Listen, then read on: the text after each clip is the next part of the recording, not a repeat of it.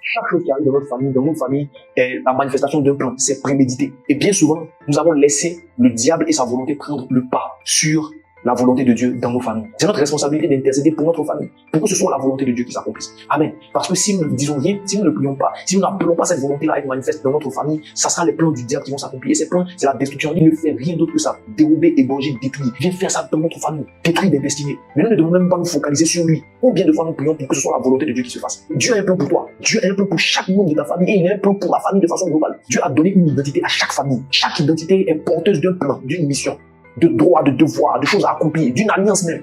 Et le diable s'acharne sur les familles. On parle des enfants de la rue. Les enfants viennent de quelque part, c'est une famille. Comment est-ce qu'ils se retrouvent dans la rue et puis qu'ils deviennent des vagabonds, des délinquants, qui commencent à voler pour arriver à survivre, qui commencent à faire des choses. Et il n'y a même pas que.